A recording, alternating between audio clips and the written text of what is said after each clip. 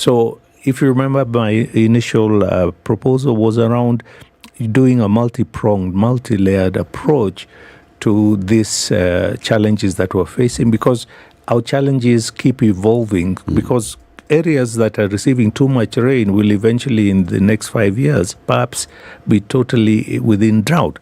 So it requires an agile and responsive approach, rather than perhaps going for too big an investment and then you end up that it's not functional. If in areas like Nairobi, if you know that you may have a borehole today and then tomorrow it's dry because the water table has really receded. So you need to have an evolving, responsive response. And we as humanity have evolved technologically that we're able to really think and respond to these challenges that are facing us. You know, I spent a week with your comrade engineers at the annual convention in Mombasa. You were not there. We marked you as absent. But then I'm thinking we have very many engineers of various, we have, even in the State Department for Water and Sanitation, there are engineers. In the Ministry of Agriculture, there are engineers. Of course, in Public Works, we have engineers. And we have people who have thought the same way you're thinking about the solutions that we need. What I'm wondering is, what is the gap between all this brain trust that we have and us actually seeing the realization of this? Well, it's a very, I think, complex process, but a complex process that can be unfurled by working backwards rather than forwards, by spending time with the communities, with the people, and trying to assess what their real needs are. I, through Rotary, have been able to spend times with the communities in all the 4 countries that we serve in Ethiopia, in Kenya, South Sudan, Eritrea, and to visit them on the ground and see how we can apply the high tech that we have in the simplest, practical, sustainable way that will deliver the basic needs for the communities on the ground. I think we need to go back to basics. So what we lack is a lack of, touch, being in touch with reality or in touch with the community. Back to basics of applying the high technology we have today at the most fundamental way, in the most simplest of ways, to achieve a simple result: access to clean, safe water. Let's take a break. It's 29 minutes to 9. Engineer Leonard Ithao is the big boss of Rotarians in the region. So, the other areas we have president of the Rotary Club of this and the other. This is the district governor of the Rotary International District 9212, which covers Kenya, Ethiopia, Eritrea, and South Sudan. So you're the one now who's... Yes, and I'll talk about it if you let me. Yes, we will talk about the East African community of Rotarians. Yes, that's it. We'll be back shortly. We are talking about water harvesting, taking advantage of the rains. Engineer here has been talking about this for many years. As early as February this year, he had talked about, people, there will be rain. There will be plenty of water. How about we start thinking how best to harvest the water? Now he is here. And so is the rain. Unfortunately, his name is Leonard and not Joseph. This is the Situation Room, the only way to start your day. Good morning, and I love your show. Thank you. Having come from a Kikuyu radio background, I migrated to Spice because of the content. I was born in a slum, but somehow I got a break in life. So sometimes when you see the sweating coming out because of the passion and whatever it is, behind the noise, there are people. And we share the same umbilical cord. It shouldn't be like that. I am so disappointed. We used to tell Honorable Raila Amolo Odinga that he's doing policy of conmanship. And even President Uhuru Kenyatta, serikali hii ndio iko na conmanship ya hali ya juu. You cannot promise people that you reduce tax, then you double. in politics, there is the issue of trust. For you to turn around and then stab the same people who gave you that trust, there is no other level of dishonesty. Na hii mambo utaona dunia tu. The Situation Room, Kenya's biggest conversation.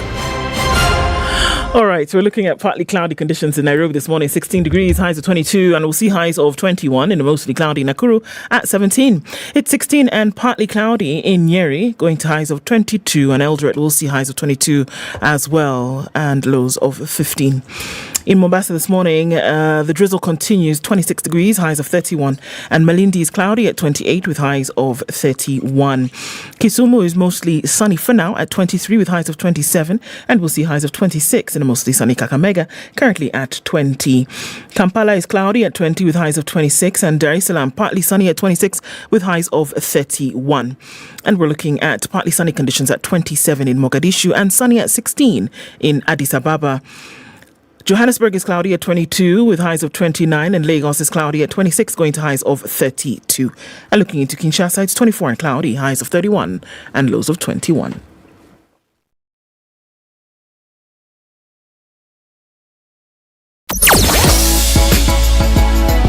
Sugar and spice and everything nice. Spice FM. Spice up your life. All right, Langata Road is an absolute mess this morning. If you're thinking about using it, you might want to rethink that. It's plodding along. Some of that will go towards Raila Odinga Way, but the rest of it is going to snake along until it gets past the back routes. That's Aerodrome Road, and then touching on Huru Highway.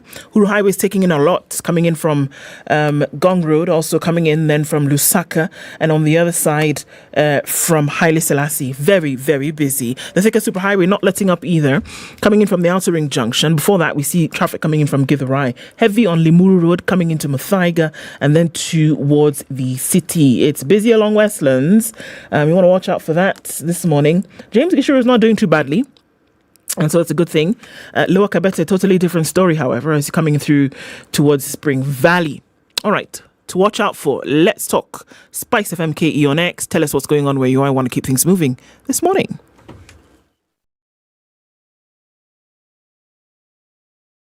Are you ready? Okay. Spice FM. Mature, intelligent talk every morning. Spice up yourself.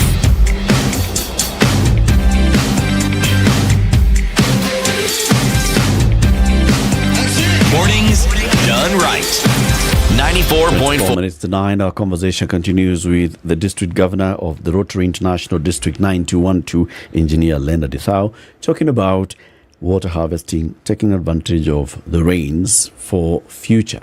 Now, Engineer, you've talked about this for many years, about water. And in your job as a Rotarian, or rather in what you've been doing as a Rotarian, you've talked about the various communities that you've visited that have actually taken advantage of basics, and they have some sort of stability in their water supply.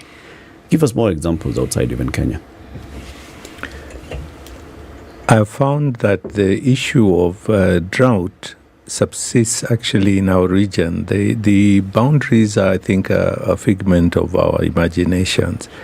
That if you go northward into South Sudan, into Ethiopia, eastwards into Somalia, you find the same. I think regions like in the west, Uganda, Western Kenya do have reasonable and more, slightly reliable rainfall. But in these other areas, the problem is there and it is persisting and requires now a long-term, simple and pragmatic solution that will allow communities themselves to take control.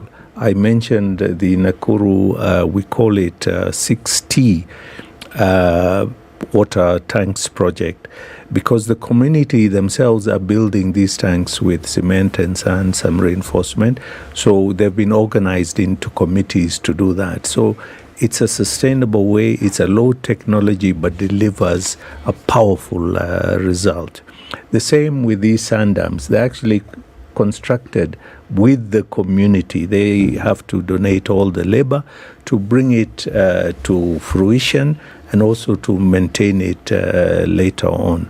So you can see low technology that involves community, that provides the basic solution for them, is the sort of technology and the engineering that we need to apply now in a scalable way. That's where complexity comes in that you want to do now 10, 20, 100 of them.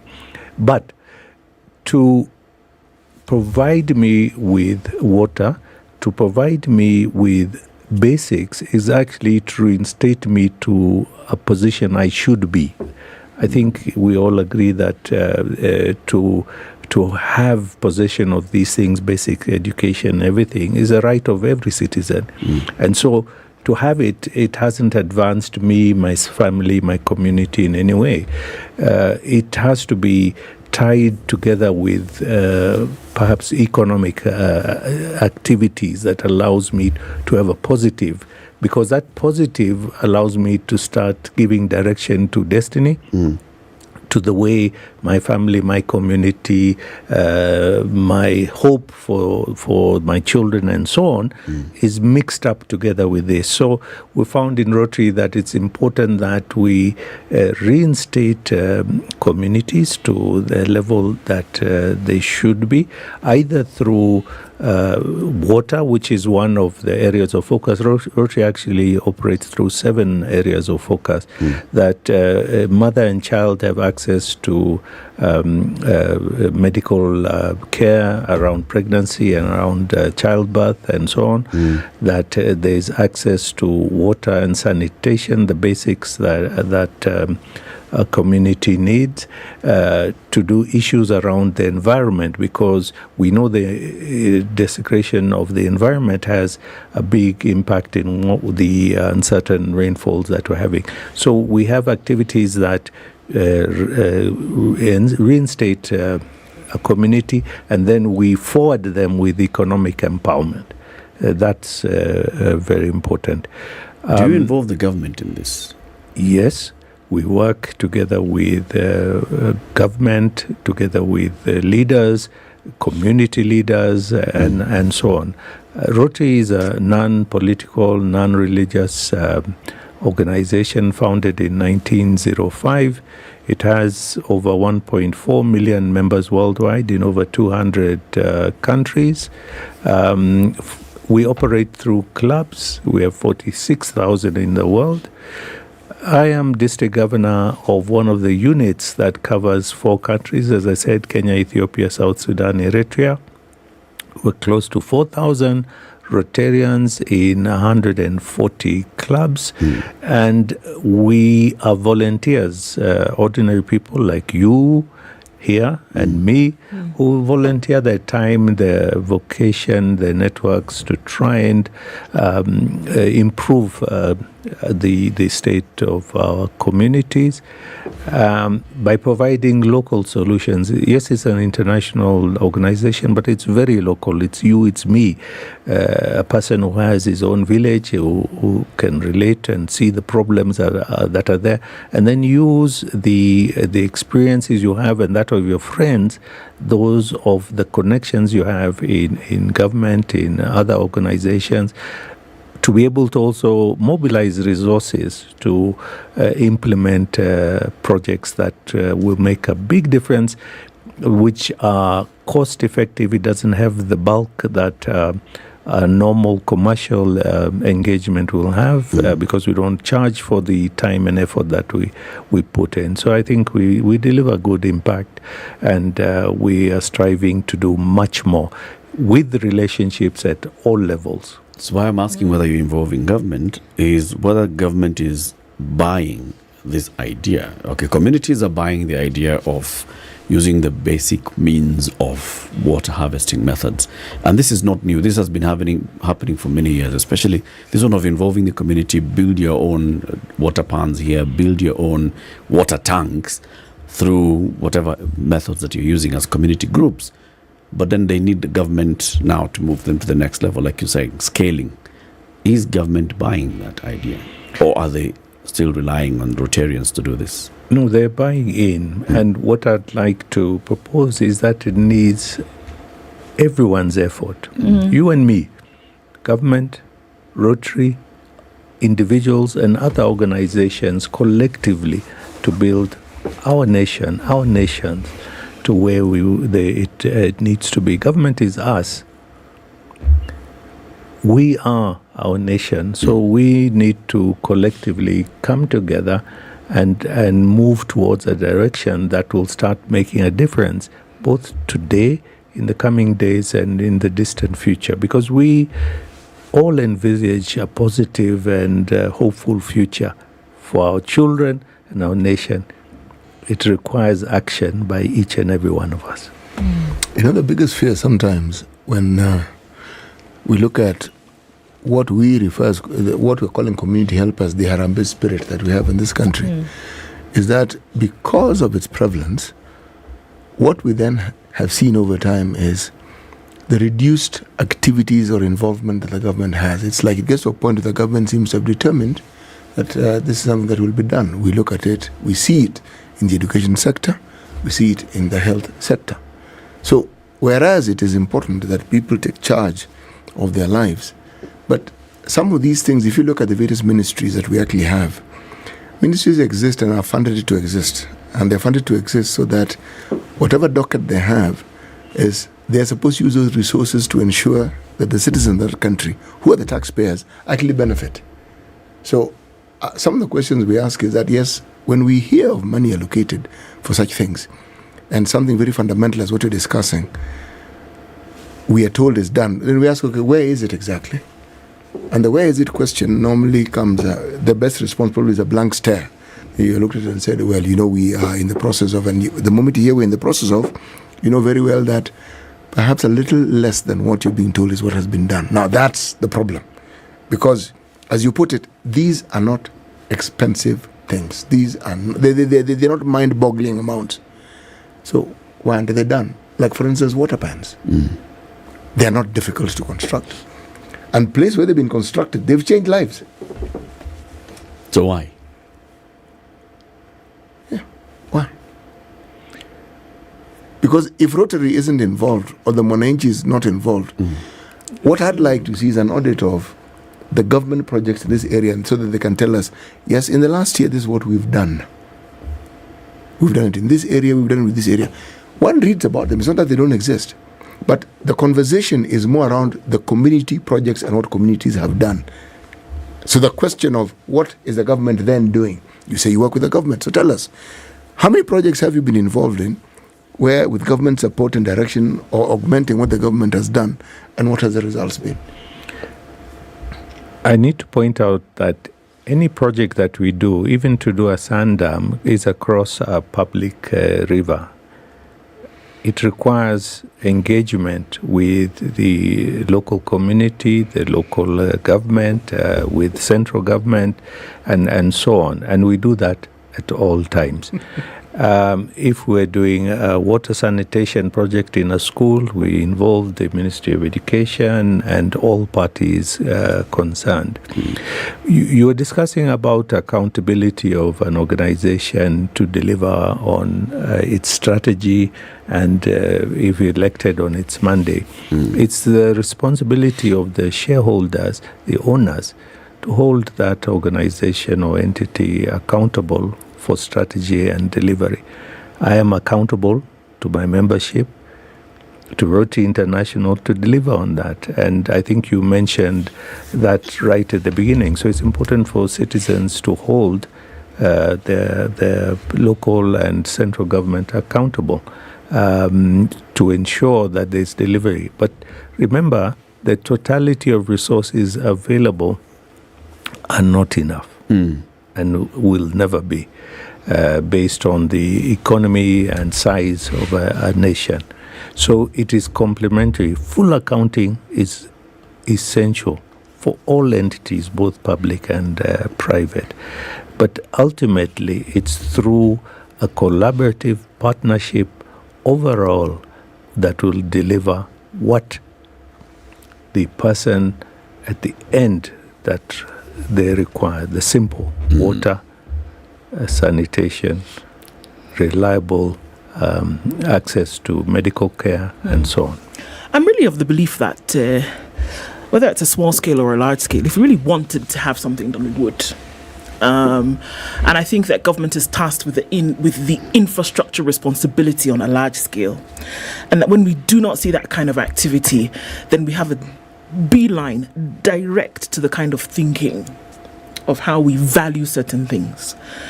And that we have not seen this kind of infrastructure taking place for decades shows that there's no interest to have it done. It's going to be very difficult to convince me or anybody otherwise.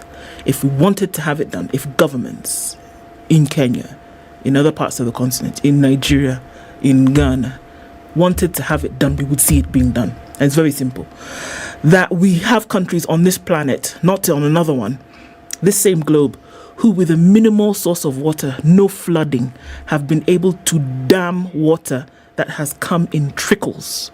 They're here on the planet because they understand the need of the people and that they can apply that thought and it becomes action and that people then thrive. So we can talk about the science and we can talk about everything behind it, but then to me it's very clear that we don't see the action because we have not applied a priority to it. If we want to, the money can be found. If we want to, the infrastructure can be found. If we want to, the human resource can be found. So for me, it's a matter of will. And then the question becomes, where will this will come from? And until that happens, we'll continue dancing around the same thing. Rotary will continue doing what they can do. Red Cross will do what they can do. The community sitting in El Bagan will do what they can do. But if you want to see huge infrastructure development for things like this, where there are tons and tons of water, imagine in 3 weeks that are running off, the infrastructure that we are talking about that is necessary for that to have should have been built years ago. But it's not, because it's not a priority. And until and unless those things become a priority, we're going to be doing the same dance, unfortunately. And at some point, the shoes will wear out. So for me, it's a matter of will, Well, it's not for lack of expertise or knowledge. Let me turn that round on all of you by proposing another approach that through your example, through your actions, however small, but sufficiently persistent, the results obvious, that attention will be received and that others will join in to follow suit, and that we start having peoples coming together, governments coming together to emulate and copy solutions that have come out. I don't believe that giving up is an option that we have for ourselves and for our people. The option we have is to show by our own example that the activities, the innovations, the solutions that we're planting in our communities and sharing is working, and it's a workable alternative, and that it is one that others, both in government, in private sector, individuals, and so on, can come together. Because it's only by uniting the peoples in a community, in a country, to be like-minded about coming to solve very, very complex issues. It's not as simple as I've laid it out this morning. It's complex. And so to drive through that, to try and get a solution, the ultimate solution requires a collective energy, a collective hope, a positive hope that these things are achievable and doable. And I completely agree. But then we have to talk about if it's proven in a certain community, like the example you've given us, Nakuru, the 60 project.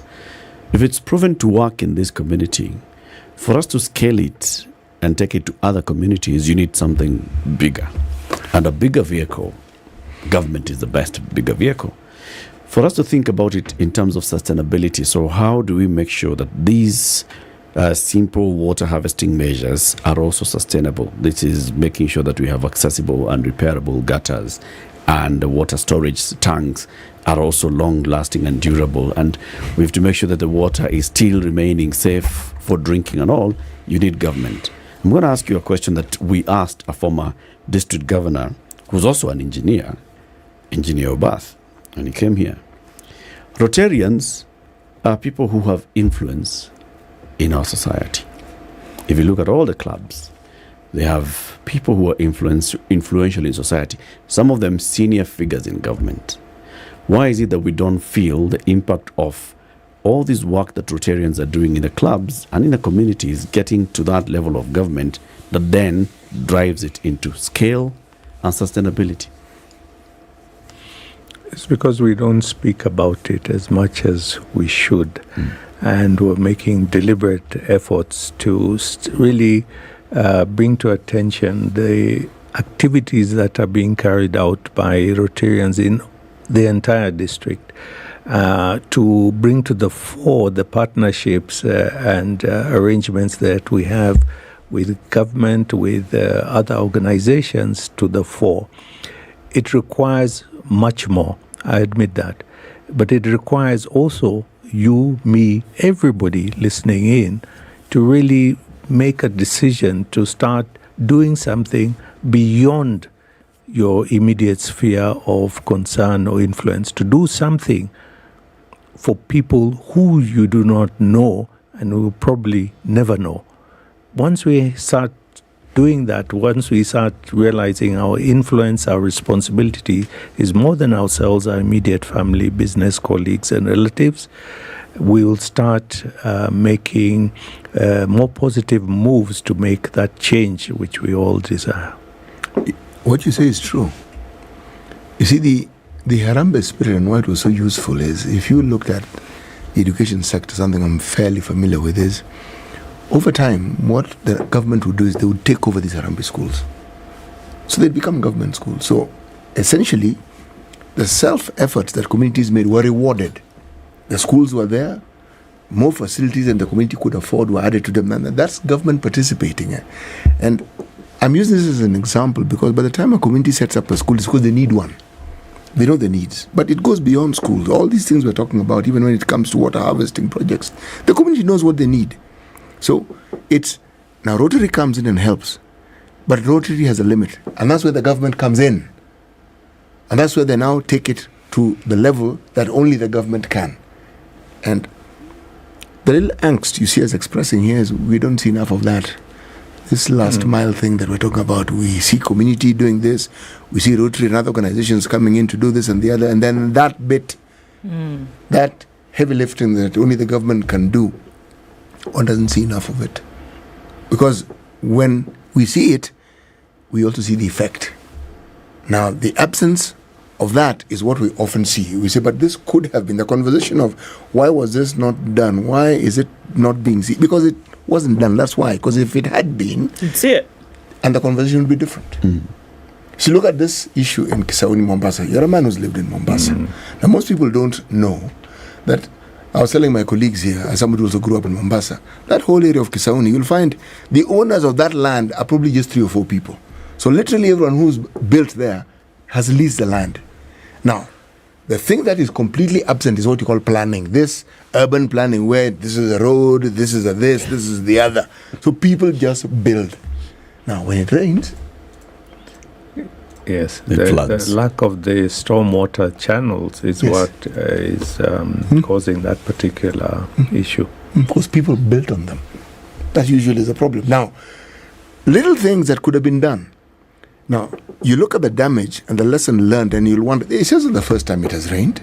It won't be the last time it has rained. But will we see the effects of this, and how will we see? Now, that's where perhaps organizations like Rotary are useful and very useful, because they will get to the people in those communities and say, folks, this is what you need to do. We are able to do this for you. And sometimes a little hand-holding is necessary. But thereafter, again, the question asks, the heavy lifter, the county and the national governments, will they come in? It's a question we'll always ask. and you should continue to. But at the same time, you have an individual responsibility as a citizen to do the little that you can for yourself, your family, but also to those who you do not know, but who you can assist. Engineers, we conclude. How much does it cost to join the Rotary Club? Rotarians join by invitation. They are required to attend weekly meetings. We call them fellowships, 50% of them, and to participate in community projects and so on, because we're not just meeting for the sake of it. They pay a subscription for maintenance of the meeting place, for communications and so on. So it ranges between 18 and 25,000 per annum, paid in 2 or more installments. So it's really cost effective. Any organization that one is, and especially a global one, and you get global support and so on, I think it's a value for money. Okay. Well, thank you very much for joining us today. I'll invite you again to come soon, before these rains are over. Engineer Leonard Ithao is the District Governor, Rotary International District 9212. He's been our guest today, talking about water harvesting, taking advantage of the rains. It's 9 a.m.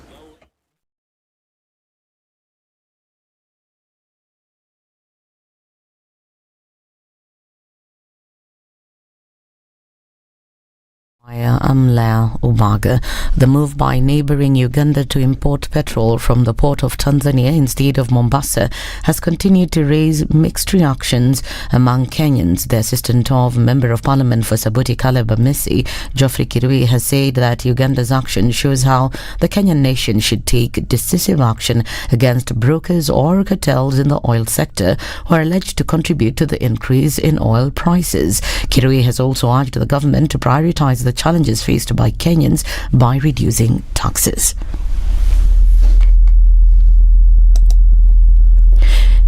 Kirui also claims that President William Ruto's people are not telling him the truth and that the move may undermine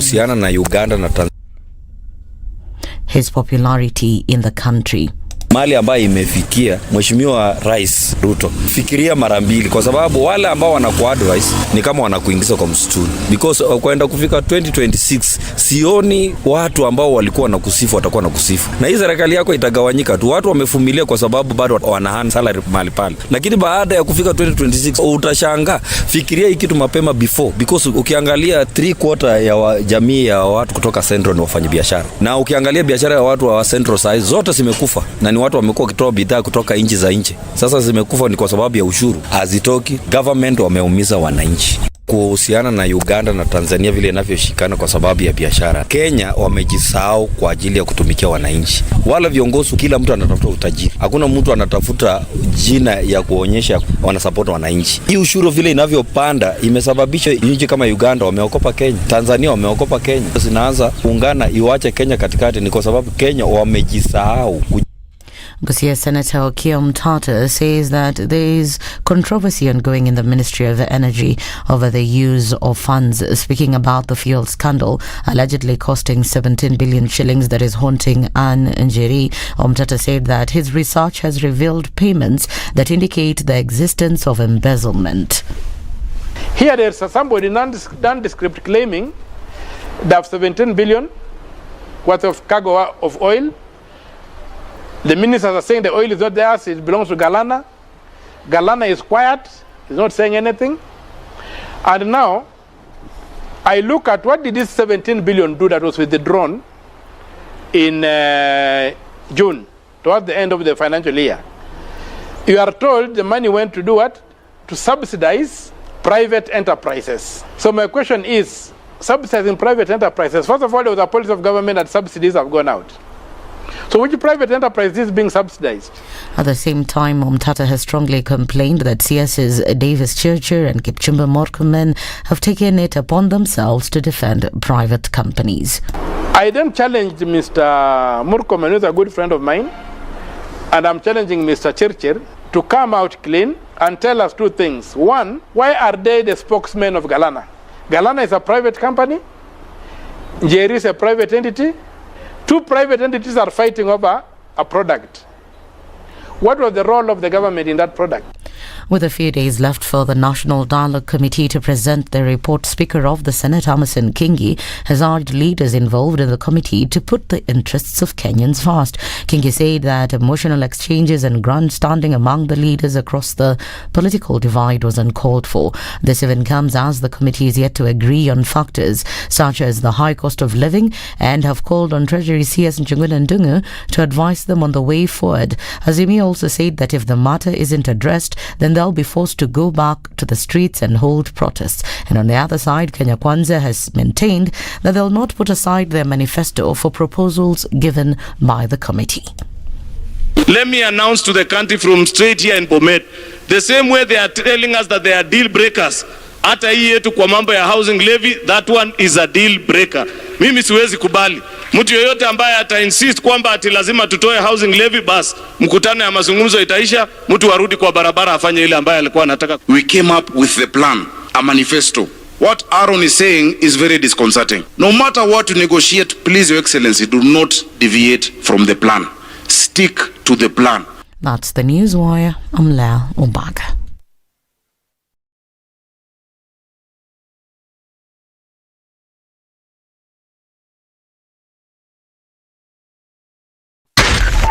.4 Spice FM, Nairobi. A few minutes after 9 o'clock, traffic is still heavy. Several parts here and there. Gong Road doing the business. Lower Kabete starting to fizzle out as you get closer to Spring Valley, but there's still some traffic there. Coming in from that direction, just know that that's what's going on. As you get past that Lower Kabete, then getting into the valley, you should be all right. Yes? Also, then coming off Limuru Road, starting to reduce some. Getting towards Muthaiga, though, it's going to slow down the tad. The construction still continues in that area. And on the Thika Superhighway, just past Survey, it's going out towards Moranga Road. That's still busy now. Where else? Langata Road is busy, as it is on Landy's. Very heavy traffic from junction to junction.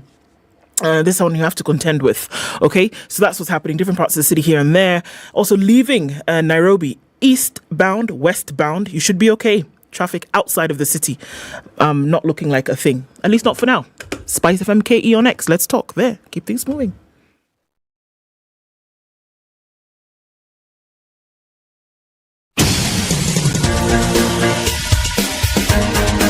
This is The Situation Room, the home of hard-hitting political commentary and penetrating insights about the state of the nation. This is a talk radio experience like no other. The Situation Room, a place for hard truths, debates, and elevated conversations. The Situation Room, witty, political, engaging, deep, controversial. In the room, we have C.T. Muga, researcher, academic, seasoned political observer, a fountain of wisdom in these politically uncertain times. Ndu Oko, Nigerian by birth, Kenyan by choice, communications expert, Pan-Africanist, a truth seeker and believer in people power, and Eric Latin, agent provocateur, the man in the chair, seasoned journalist, news hound, a man who believes in punching up, not down. This is The Situation Room. 7 minutes to 9. How are you doing? Welcome to the final hour of The Situation Room this morning. We'd announced earlier that we would be hosting the former president of the United Republic of Tanzania, His Excellency Dr. Jakaya Mrisho Kikwete. Unfortunately, he will not be able to make it this morning, probably later in the week, hopefully, because he's been pulled into a meeting ahead of the opening of what he has come to do, which is the Youth Conference, the Youth Summit. Anyway, it's okay. It's okay. It's okay. The show must go on. Yeah, the show must go on. Hopefully we'll have this conversation again with him at some point. City, see you remind us the days, proverb? I will. I'll give a little more details about this country. About Namibia? Yes, sir. Yes, they have a president. They have a vice president. And they have a prime minister. Okay. Okay, they also have a chief justice, yes. But just so that you understand. Now, the president's name, I am going to pronounce it as written. Okay. Hage gain gob. Okay? If it's pronounced differently, then those who know how to pronounce it correctly, please just let me first apologize. Again, what? Gingop. According to CT. It's gain gob. It's written G-E-I-N-G-O-B. Gain gob. Okay. Okay? The vice president is called Nangolo Mumba. Nangolo Mumba. Yes. Then the prime minister is called Sahara Kavunagelwa. Okay. Right? How many tribes are in Namibia? These 2 million people. They How are many quite tribes? a number, actually. The major ones, I think, are around 10. Ovambo being each the tribe largest. has like 150,000. No. Ovambo, the largest. There are many. The others, they're there. But of interest, when you talk of the languages that are spoken, what are called official, it's strange. They speak English, yes, but they also speak Afrikaans and German. Yes, they do. Remember, I told you, I didn't mention that the South Africans also tried a little hand at colonizing, and they colonized the Namibians. That is another story for another day. Yes. Okay. A man who has once been tossed by a buffalo, when he sees a black ox, thinks it's another buffalo. Once bitten, twice shy. Once tossed, twice scared. Twice mortified. Ricky G has used this proverb many times recently. Umeumwa na nyoka. Ukiona mti ya black, unasema ni nyoka. Ukiona tu heavy, unafikiri ni nyoka. Point well made. Sindio? Point well made. Yeah. So, with all this, there's a lot that's still happening in the country, do? Yeah? Yeah. So, tuambie kitu kidogo. Acha nikwambie. First of all, the Social Health Insurance Fund is out. And in the person of CS, one Susan Nahumicha, you've been told that if you do not pay for SHIF, which is what it is now, that you will be denied government services. All right? And these government services are which ones? All the other ones. So essentially, who has said this? CS Susan Nahumicha. Where the was Cabinet Secretary, the Ministry of Health, has said the following. Give me a minute. Please take time. Because this one it's important. Yeah. Is she not the one who at some point or the other sacked a chief or something on that sort? Yeah, she had said the OCS for a particular area no longer was at work. So, Okay, go on. Let's just not follow in that trend for now, shall we? Adult Kenyans, including foreigners living in the country who are not members of the Social Health Insurance Fund, will be denied access to government services once the Social Health Insurance Act 2023 comes into force.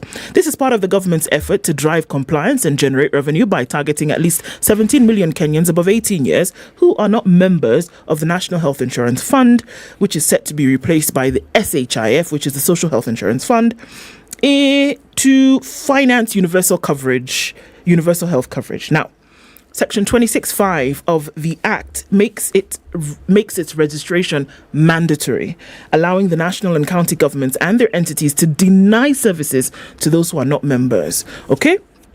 Now, a person who is registrable as a member under this Act shall produce proof of compliance with the provisions of this Act on registration and contribution as a precondition of dealing with or accessing public services from the national government, county government, or national or county government entities. Follow me so far? Well, just go on. Now, to be a member of SHIF, those in formal employment within the public and private sectors will be required to part with 2.75% of their salaries in monthly deductions. That one you get. You understand that? Yes. While those in informal employment will be required to contribute 500 shillings in monthly installments. Okay. The law makes it mandatory. I thought it came down to 300. Okay, but go on. The law made it mandatory also for non-Kenyans who are ordinary residents in Kenya to register with SHIF. Now, the Cabinet Secretary was reminding you that this thing is mandatory, and we're asking all of you to come on board. Yep. If you do not, if for some reason you don't pay the 500 if you're in informal employment, or if your employer does not then give over these funds. Should you now go and say you want to get driving license? Should you now go and say you want to renew your passport? Should you now go and say you want to do all those other things? To register your birth. You want to register your own birth or death. It's not then possible for you to do that because you've not registered. Should you go to the Ministry of Lands to conduct a search? They cannot do that for you, please. Because you've not registered for what? SHIF. So it means I will also not be able to pay for electricity. No. or buy tax. Or pay taxes. Or submit tax. or buy fuel. It's a government service. I mean, even buying fuel that has 9 different levies when it comes to buying fuel, even that then you will not be allowed to do. I do not know. However, where was she saying this? I'll find you the details in just a minute. I understand the word compulsory. I even know what it means. But this one is skirting on actually touching on my rights. We have seen this story. Huduma number. Yes. Did Dr. Kibicho not tell us the same thing? He said it to the point where he was sweating on the nose. Yes. Yes. Telling us if you do not register for Huduma number, yes, even going to the chief to report somebody, you cannot walk into the chief's door. I'm not. But the Act has not said anything about services. No. The Act just says it's mandatory to pay. Yes. Just like it's mandatory to pay as you earn.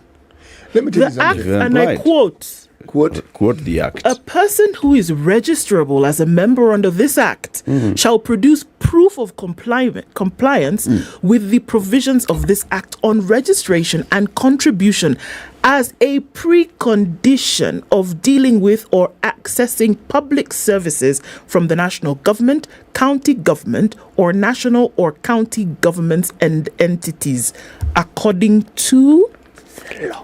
And this thing has been in public participation somewhere. Was I in the country when this happened? It was signed into law on October 19th, just last month. In fact, a month ago yesterday. Okay. So this along is law now. 3 other laws. All right. Right? The 3 were the Facilities Improvement Financing Act, the Primary Healthcare Act, and the Digital Health Act. However, this particular act will have to be gazetted by the Cabinet Secretary. So before it comes into gazettement by she herself, which was just telling people, just be knowing that even as we bring it for gazetting, that these are the conditions. You know. Okay? So it is in law. Let me just ask you a simple question. Huh? Ask, please. All these people who were once employed are no longer employed. Which ones? Or there are many Kenyans who don't have jobs. Because people who have lost their jobs. Yes, exactly. Voilà. There are those who are actually unemployed, have never been employed. This is supposed to be mandatory for every adult Kenyan in this country. Yes. They've even thrown in foreigners for good measure. Just so that we are all encompassing and all inclusive. Now, you are telling me that when someone is not registered, yes. Now, and if they're not registered and they don't pay, how useful is it? Because registration, is it free? Registration means payment. Precisely. Now, if it means payment, then I'm not able to pay. So does it mean that I can only access government services when I have paid, when I'm up to date? Yes. That's exactly what we are saying. Until and unless you've done so, we cannot serve you, sorry. Those that are completely unable to pay, the indigents, the state government will has pay made for a them. plan for them. Okay. Really? And the government has a list of all these people? Yes, it does. They do. And what if those numbers keep growing? Because in this country, They it's will be growing. captured. They will take care of them. They will be captured. They will be captured. Okay. Through the whole entire system of ngaos, they will be captured. Somebody who becomes completely unable to meet those basics, they are captured as people who are vulnerable and all. They get into the list. It's law. The rest of you all, monalipa. Pay, I otherwise. understand it. It sticks to the throat, though. You see, this one. Because when you go to hospital, you will then access these services. For free. If we are saying that the entire country goes to a dispensary and you are treated and you walk home, it means that at least you're contributing something towards it. Eric, if that is what will happen, I'll contribute happily, the 2.7%. I won't even kick a fuss. Okay? So, let me be a good citizen for once. Okay. And say, okay, I will pay the 2.7%. But Haki, if I go to a clinic and I do not get the services, The same way this particular act is threatening, let me also issue my threat. They will see. They will get the gift of sight. If I go for some service and I don't get it, and I'm fully paid and I have evidence, you will know. You know, I actually think that the laws are good. Okay? The entire scheme of universal health coverage has been rolled out there. It's good. What I have a problem with is that thing of saying that you cannot therefore access other services if you're not up to date with the payment of this. No. Sticks here. Because then that now starts becoming another whole issue altogether. You're being coerced. You're being threatened. It becomes another issue altogether in terms of... But accessing health services requires that we contribute to this fund. That makes sense. Helping the people who are in an emergency, which could be anybody at any time.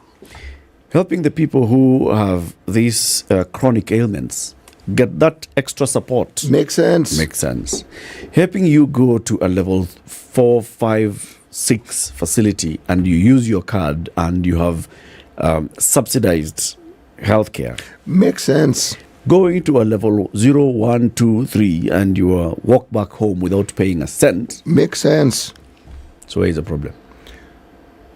Going into lands to do a search on the month I haven't paid. And then you're told, I can't do the search. That one. Doesn't make sense. That one doesn't make sense. That one is where you find it's punitive. Or going to NTSA to renew your driver's license when you've not paid. There are many people right now who will be able to pay and they may not. The day will come when they are unable to pay. For one reason or another. Yeah, maybe they don't want to pay. It's not that they don't want to.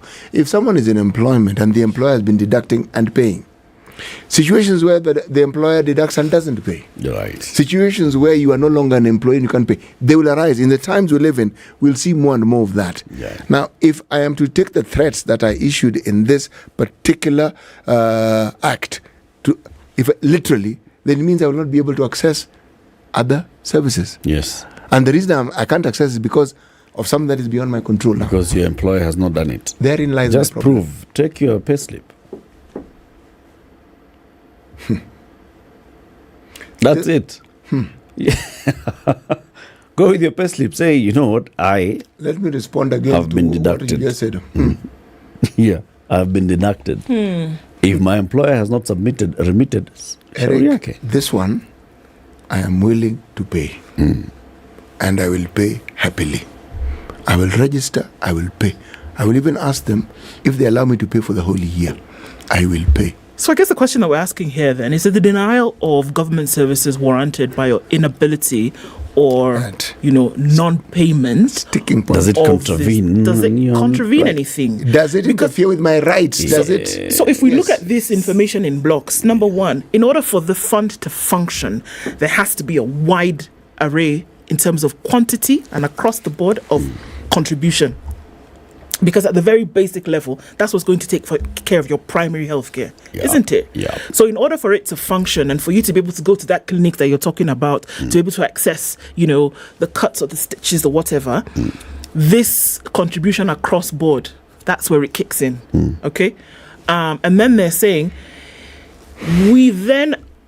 I know it sounds punitive, and probably it is, because then they say if you've not paid, then we cannot give you other government services. Because what they're essentially telling you is that if you have not paid as an individual, we then cannot offer this primary health care to everybody when they walk into hospital today. Yep. So then do your part. And it's interesting because it's been crafted well into the law. That do your part in order for, because essentially it's everybody contribute. That's not like everybody contributes so that everybody gets healthcare at every one time, because they've done it on the model that not everybody is going to be coming to hospital at the same time. We know that, or seeking healthcare at the same time, so that your lack of contribution denies the contribution to the pool whereby people can come in and get the medical care. Now, the question that we're asking is that, is it too much to say that other things then that would run concurrently? I need to renew my driver's license. I need to be able to go do a search. I need to then renew my passport. I need to get my child's birth certificate. I need to procure a death certificate for somebody else. I cannot do those other things because in 1-2 months I've not paid the 500 shillings or however much it is. You're basically saying that we're adding another document here. Whenever you're going for services, you're required to produce a tax compliance certificate. In very many things, by the way. Currently, as we speak. You do that already? Yeah, you have to have a tax compliance certificate. A certificate of good conduct from the DCI. Now we're adding one. UHC compliance certificate or shift compliance certificate or whatever, right? We're adding it into it. However, is this the right way to go? No. Takes you back into those days when you had guys who were walking around with red shirts and they were called Kanu Youth Wingers and all the others, collecting money from people and saying, if you walk into a government office, the first thing they ask you is, What? No. Onesha kitabu ya Kanu. They want you to show your membership of Kanu. Voilà. Yes. If you're not a Kanu member, if you do not have a card that is up to date with the payment for Kanu, Eric, you will not get any service from that chief. Take it a decade, several decades, just before independence. There's something called a pass. Kipande. At you are an African and you're in this town and you don't have a pass. Where? My friend, I was thinking of Namibia and immediately came to mind South Africa. You come from what they call the Bantu stands, as they used to call them. And you want to come into a town and you don't. They also had a pass. God Almighty. You see, it is with that in mind that you find me reacting the way I'm reacting, because I am feeling, why am I'm already a citizen of this country, so they want me to walk with my birth certificate. They want ID. to walk ID, marriage certificate, in case they want to know whether I'm allowed to enter this place if I'm married or not. Okay? Then they want me to walk with my tax compliance thing in my jig. Then now they brought in Huduma number. Then now they want SHF. Okay, what else do they want? A bag. How many times did you breathe today? And these guys who are passing this thing, I've been living in this country longer than them. And then now they're telling me that they want me to prove that I'm a Kenyan. They found me here.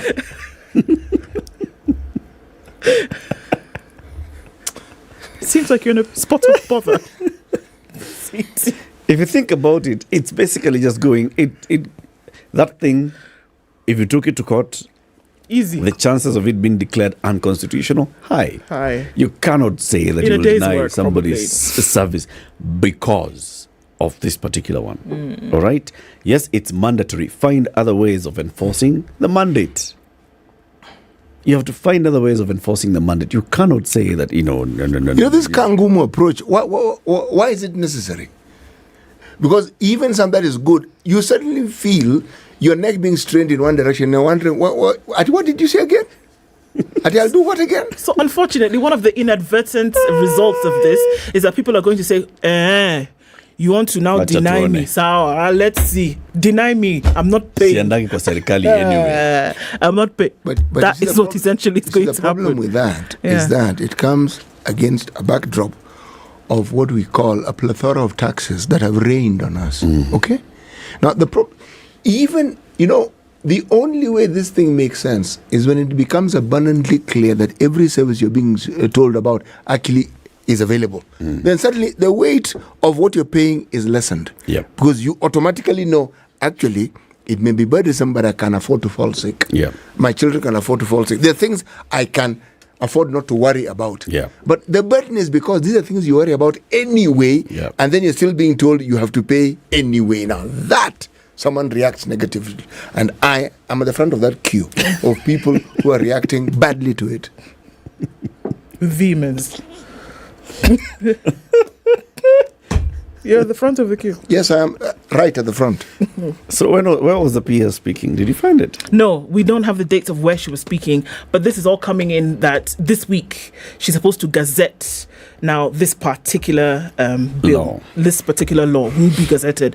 And so it'll come out then in public that this is essentially what has been said, that you will then, upon gazettement, then it then becomes a thing.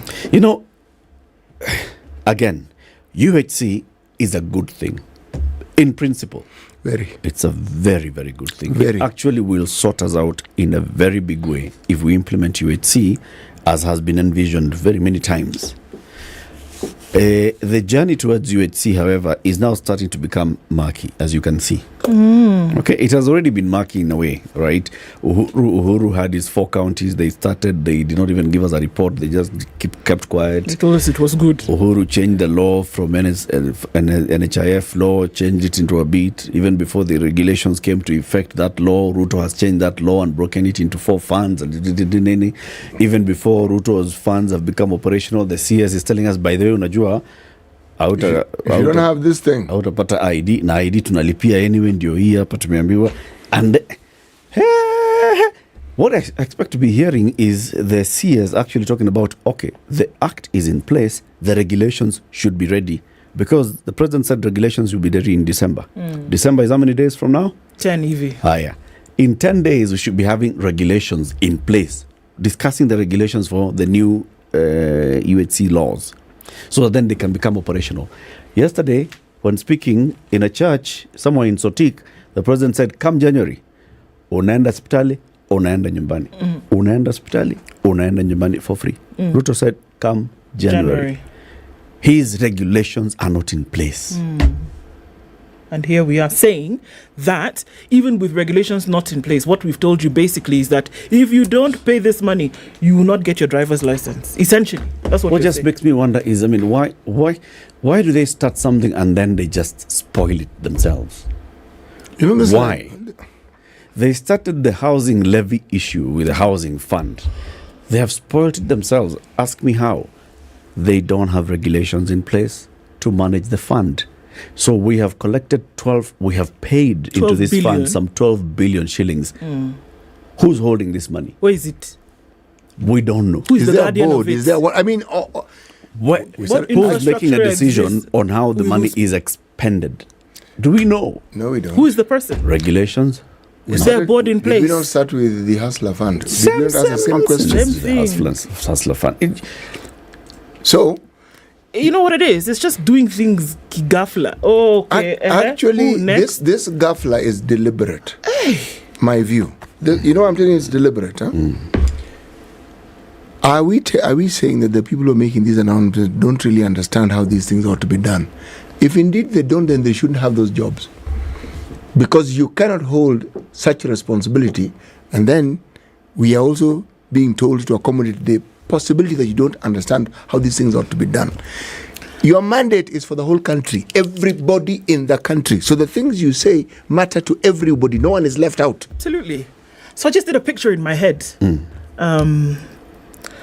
Because truly, this is what we're looking at. This is not a suggestion. No. This is not one of those things whereby they told you Huduma number if you don't do it. And then we have people scrambling around the country. I remember at the time when Huduma was being done, I was in Kisumu on a Friday, and people were running all over the place trying to get this thing done so that you will not be denied what the next day, right? So I'm trying to imagine here, because we're not talking about maybe some government services, we're talking about everything, right? You will not be able to do anything. And this is not a suggestion. It is in the law.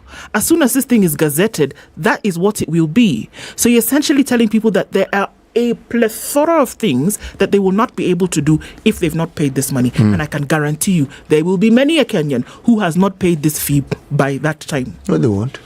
Many people. Many may want to, but many may not simply be able to. Enforcement of this thing will also be a very tough thing, because if you walk into a chief's office, how does a chief know that you have not contributed? Some of these things that, you know, it's like some guy just sits somewhere. City, I've overtaken you in that line. And I'm in front. Something. Yes. Sorry. So you walk into a chief.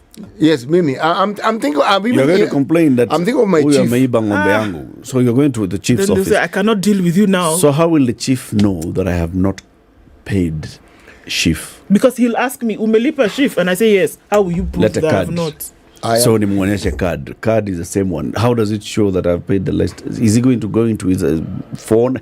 I mean, how do you enforce this law? You know, I'm thinking of my chief where I reside in this great city. Then I'm thinking of my chief in the rural area, and I'm thinking of this conversation that we're going to have with the chief. Yeah. Can you see where this conversation is going to go? Sasa unatakaje? Chief, eburu dia umeniuliza nini? Umelipa chief. Na wewe umelipa chief. Mimi ni chief. Toa yako kwanza ndio nitoa yangu. Kwa nini? Chief amelipa chief. Ujui, I'm going to take him to chapter 1. Hawaju kucheza na mimi. Let's take a break. 27 minutes to 10. Let's see what's happening on the roads. We'll be back shortly. This is the Situation Room, the only way to start your day. Get ready for the festive season with Tease the Season. Join us at the Junction Mall rooftop on the 8th, 9th, and 10th of December at 6 p.m. for a magical Kenyan Christmas experience. The show is directed by Atemi Oyungu and Lisa Oduor Noah and features some of your favorite artists, including Chris Adwar, Kendi Nkonge, and Manasseh Shalom. We also have new voices to introduce to you this year, but that's not all. On Saturday and Sunday from noon, we have a pop-up Christmas market for you to enjoy. Make sure you don't miss out on this incredible event and get your tickets now at ticketsasa.com. Advanced tickets are available for 1,700, while gate tickets are available for 2,200. Tease the season, a very Kenyan Christmas.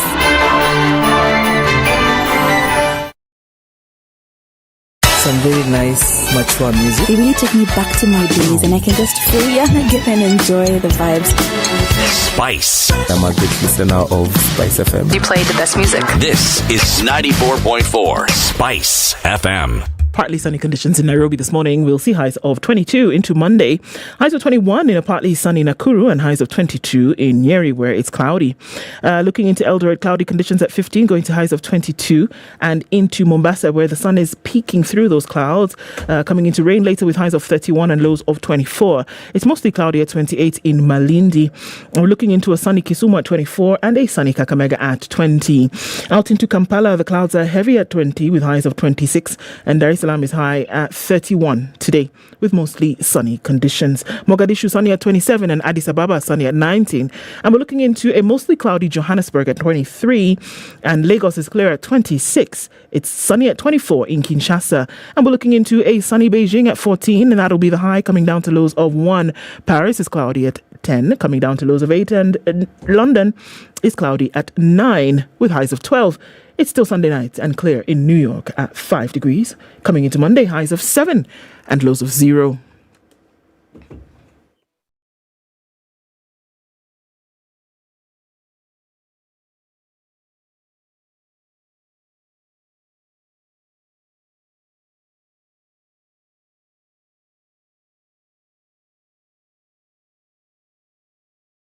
All right, so things are moving a lot smoother into the city. Coming off Landis, that's still heavy as you go towards the roundabouts at Kamkunji. And then on the Thika Superhighway, as you're coming in then from Survey, still moving along very slowly as you get towards Muranga Road. And then you'll come off Muthaiga Road right around Gigiri there, and it slows down a bit. But apart from that, I think we've done well this Monday. With all the madness, we're still out of it. Alive. Spice FM KE on X. Let's talk there through the day and try to keep things moving through Monday.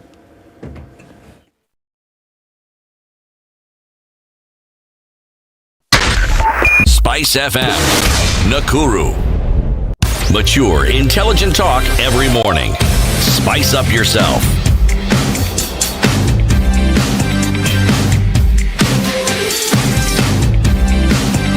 Mornings done right. 94.4 Spice FM, Nairobi. Is after record taxes, state eyes, fees, and fines. What are they saying? Yeah? Money is being looked for. President William Ruto's administration has now turned its focus on fees and fines paid to state agencies for various services as the government targets an additional 112 billion in non-tax revenue to supplement tax revenues in the current financial year.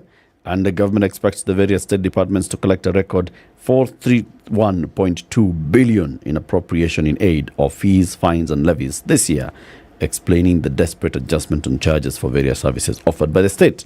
So those services that you'll not be able to access unless you've paid for SHIF, they'll cost you money anyway to access those services. Sawa. For example, The Kenya Kwanza administration is eyeing additional AIA, including college fees, land transaction fees, registration and immigration fees, museum entry fees, fines for minor traffic offences. These non-tax revenues are expected to rise to 488.9 billion in the next financial year, July 24, and 541 billion in 2025-2026 as the government moves to update levies for various government services. That's why they're also pushing very hard and saying, everybody, if you're paying for government services, you pay to one M-Pesa number. What's the number? Yeah. 22222. There's something like that. Something yeah, like that. 22222 something. The last number. 22222. Yeah. Yeah, that one. Some of the departments that are expected to have more appropriations in aid include the State Department for Roads, which is expected to collect 81 billion shillings, virtually all of it from the roads maintenance levy that motorists pay when buying fuel. The State Department for Higher Education and Research is expected to get 60 billion shillings, an increase of 40.5%. The increase largely due to increase in fees by the 32 public universities. The Petroleum Development Levy, which is also paid by motorists, expected to give the State Department for Petroleum 29 billion, State Department for Medical Services 20 billion, State Department for Transport 11.8 billion, State Department for Tourism 11.2 billion, the National Treasury 9.3 billion, the State Department for Public Health and Professional Standards 7.9 billion, State Department for Crop Development 7.6 billion. Everybody has been given a target. So all the services that you're seeking to get in government, you'll pay something. If you want a passport, now there's a rise by 67% of how much you pay for the new passport. Come on. If you want to register yourself as a human being, supposed to what? If you want to breathe extra on Tuesday, you want to register yourself as a human being. If you're not previously registered, you pay 300 bob. As a human? Yes. If you're replacing 1,000, if you're changing your particulars, like those people who like changing their names and adding hyphen somebody, 1,000. Okay? Land fees, search, 2,000. Title replacement, 5,000. Incorporation of a trust, 50,000. You want to register yourself as dead, you must register yourself on time. Because if you register your death late, 500 bob. Later than what? Than the date you died. Late registration of birth certificate, 500. Certificate of current death. That's a lie. You've just made that up. Current death. Certificate of current birth. Oh, you see? Like you have just given birth to a child, register that child. All right? Pay 200 bob. If you're late, your coming is due 3 years later. Oh, by the way, guy, I had a baby. Pay 500. You're late. Yeah. Is this thing true about this Huduma? These are all under, some of them are under Huduma, by the way, here. When these are those ones for... When CS Moses Kuria said that you won't enter Huduma and not pay, you will now start paying. Is it part of this thing or is it separate? You see, when you go into Huduma is just a government office. For each service, you are interacting with a different state department. These are the ones under Kithure Kindiki. Remember the Kithure Kindiki Gazette? Yeah. Withdraw Gazette? Yeah. Oh, yeah, public participation, put in Gazette. Yeah. These are now the regazetted ones. Yeah. For late registration Huduma of is just birth. a one-stop shop. But it used to be free. You'll still get in there. You'll enter Huduma. Enter Huduma is free. Lakini kufanya hii na hii. Unataka nini? Sasa unajua kuregister hii death lazima tuwe na ID. Sina ID. Unaweza pata ID. Enda kwanza pale uregister late ID. In 300 uko nayo. Huyu mtu ako wapi? Huyu mtu ndio amekufa. Unataka fingerprint zake. Sasa nitakusaidia aje. Hey. The targets will bring some pressure. The time has come, the president said, therefore to retire the false comforts and illusionary benefits of wasteful expenditure and counterproductive subsidies on consumption by which we dug ourselves deeper into that hole of avoidable debt. And he's saying we need to work hard. We need to scrape our fingernails on the ground. And through these levies and taxes is one of the ways that you will see that happen. Taxes taxes have gone to the place where you thought they would never be able to go before. Okay, so maybe they said, we've reached, let's breathe. Now, we put our efforts in fees and fines to make that happen. Yeah. We've seen that happen at the county level where people made noise sometime in Nairobi, made noise. Arthur Johnson Sakaja is the spawn of Satan for bringing these. They kept quiet, but those things still remain. They remain. County governments around the country, watch me. As sure as my name is Ifoma, they will start bringing these issues from county to county. You will start hearing that these certain fines now are going to be introduced here, because to meet these, they have to come up. They have to come up to meet these targets. And everybody has been given their target. You must achieve.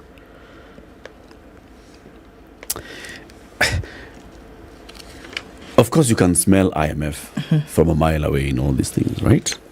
IMF is saying, look, you have potential to actually raise your own taxes. You have potential.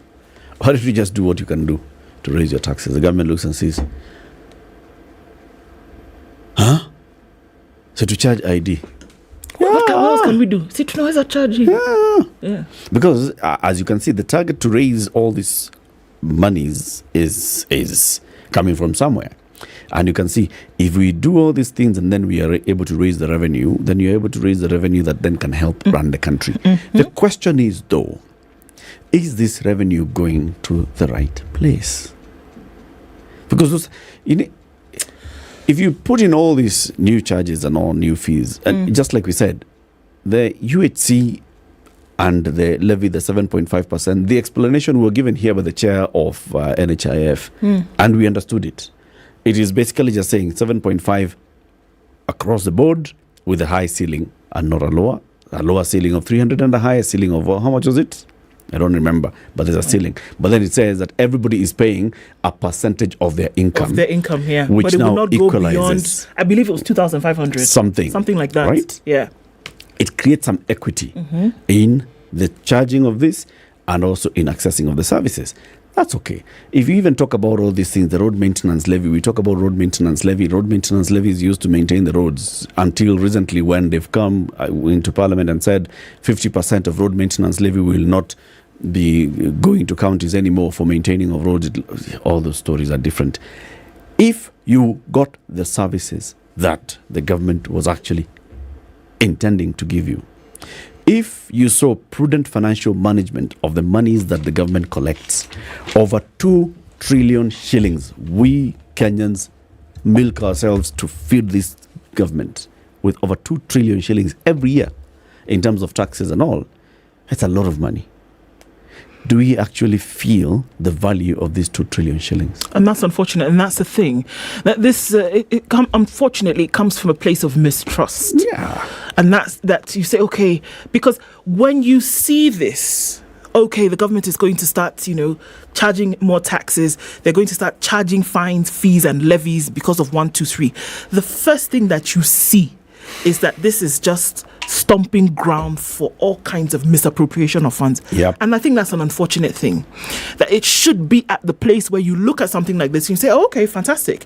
This is the government trying to do something that is actually going to be of benefit to the people and the benefit of the nation at large. But it is unfortunate that because you have not seen prudent financial management historically, or you've not even seen adequate communication as to what these monies actually do. All you're told, we collect, we give, isn't it? And that unfortunately certain things for which taxes are mandated to prioritize and perform, you do not see this happening. When you see something like this, your immediate reaction is, mfuko ya nani? You see? And it is unfortunate. It is unfortunate.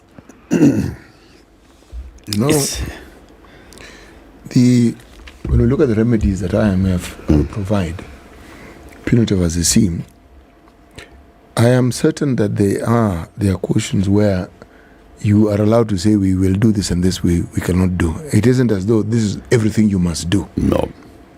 That's why it's called a negotiation. Yeah.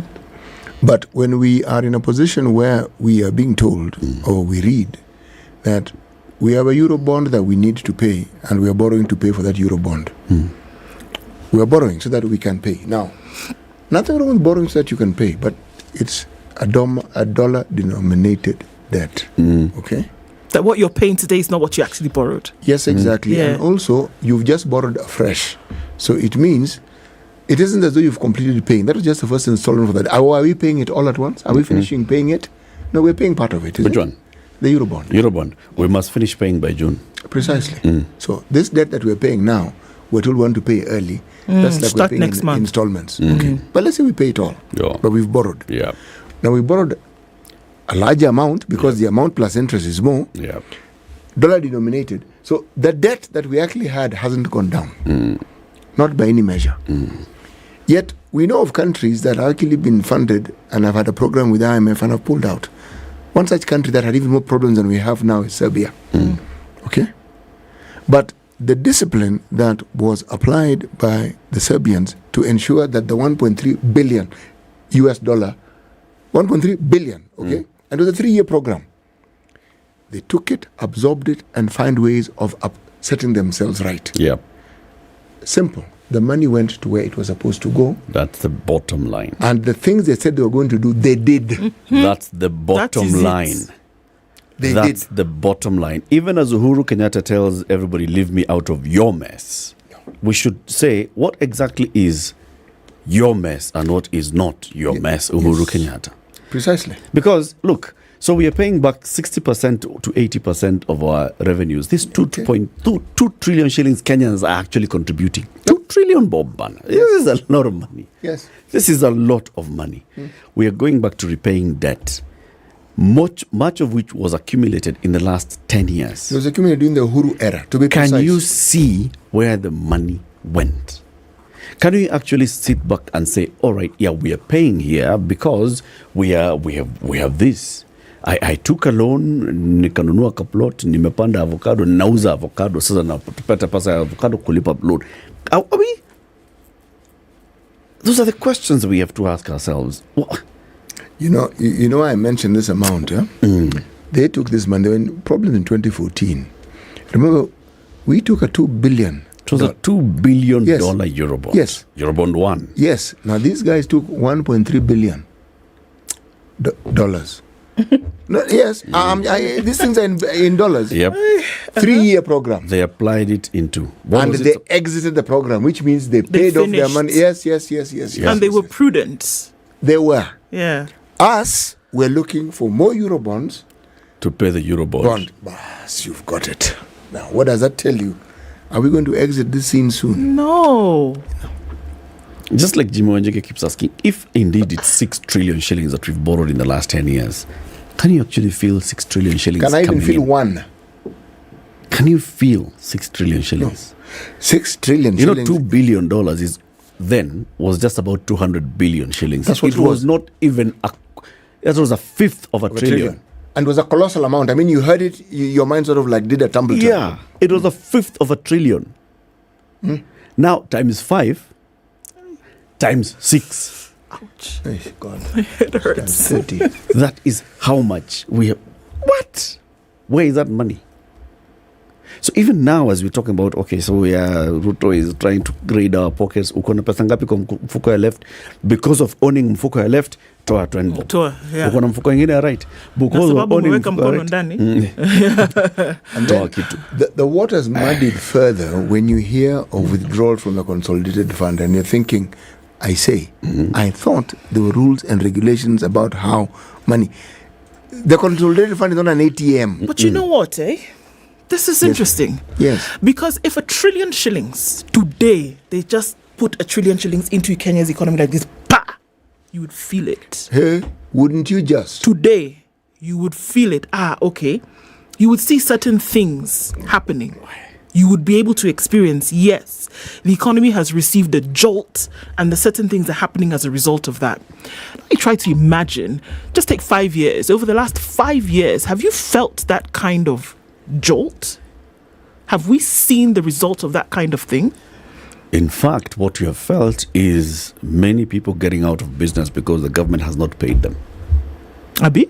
Yes. Yes. To the tune of twice the amount of Eurobond. No, thrice the amount of Eurobond. 6 billion. That we're about to pay. Yeah. That's how much government owes people. Pending bills. Small people here. Pending bills. Supplied chai. You want to understand what we're talking about? Let me give you an example of a project that took place in this country. In Serbia. I've left Serbia. I'm now coming to Kenya. We need local, for examples. Okay. Okay. US $360 million US dollars. Okay, spent. Let me give you the breakdown. Africa Development Bank, we borrowed CC Kenya 180 million. Exim Bank of China, we borrowed 100 million. Kenyan government, us ourselves personally, took out 80 million US dollars. Thika Superhighway. Okay. Built, done, dusted. Now, drive along that road. If you've lived for as long as I have, even just half my age, you'll have driven along that road before that was built. Yep. After it was built, look at what it set in motion. The impact of that. Just look at it. That was the investment. Okay? It came to 32 billion Kenyan shillings. Look at what it has done. If you ask me, trillions, in terms of trillions of shillings, have been realized just in terms of the businesses that have now flourished as a result of that particular investment. Yep. So you ask about, do you see the side of $1 trillion? Yes. You go on that road and you look and you see, and you can. You don't have to search. You will see. It's because that road made it possible. Now, the visibility of money that is well spent is not difficult to see. Why then do we say we have spent the amount of money we spent on the SGR, and we are grappling with the debt which we are being told as citizens and as taxpayers we have to continue subsidizing? You're asking, the whole point of that investment was so that we start making money, not keep paying for it. We already paid for it. We're still paying for it even more. Now, tell me. So, you're asking, was that money well spent? We have two examples that you can look at and draw parallels between the two. Yes, because believe me, that railway has business. There are things that can be done. This was the Uhuru era.